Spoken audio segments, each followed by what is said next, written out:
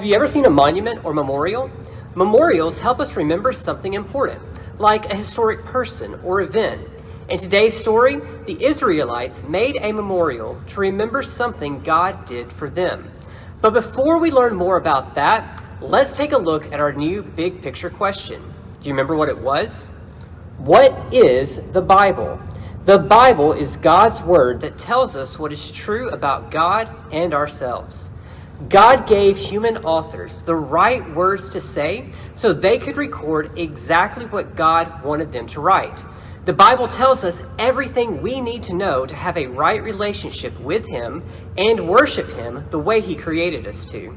In the book of Genesis, God promised Abraham that he would be the father of a great nation who would live in the land of Canaan. But his family ended up as slaves in Egypt just a few generations later. God rescued them from slavery under Moses, but then they wandered in the wilderness for 40 years. Now, finally, under Joshua's leadership, they are getting ready to enter the promised land of Canaan, just as God had promised. After wandering in the wilderness for 40 years, it was time for the remaining Israelites to enter the promised land. The only thing keeping the Israelites from their new home was the Jordan River.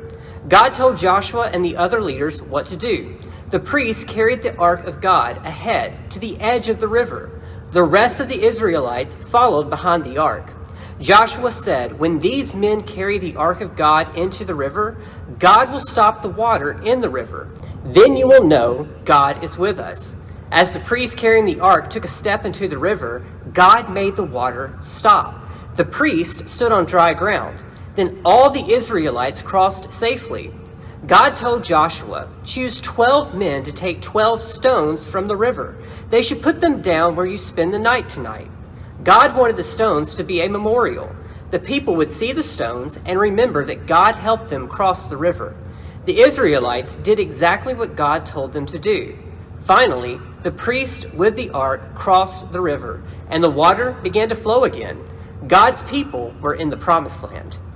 God had promised that the Israelites would inherit the promised land, so He directed the priests to carry the ark of God into the river.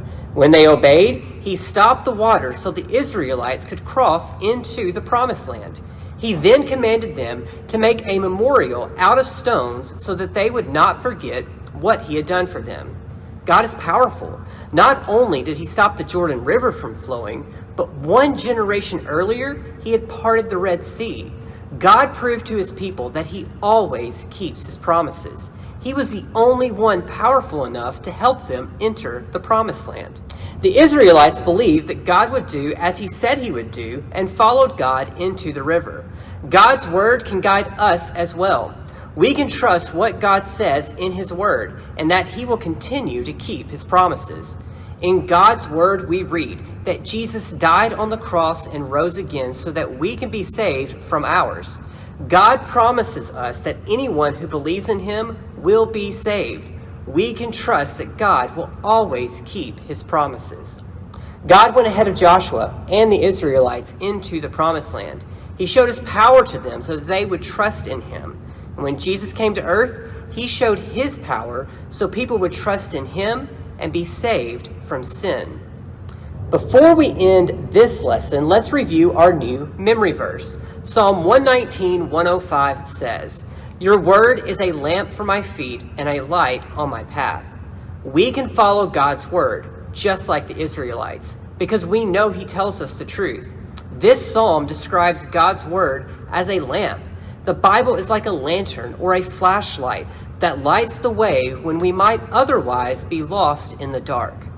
I hope you will join us again next week as we continue our study in the book of Joshua. The Israelites have finally entered the promised land, but there is still much work to be done.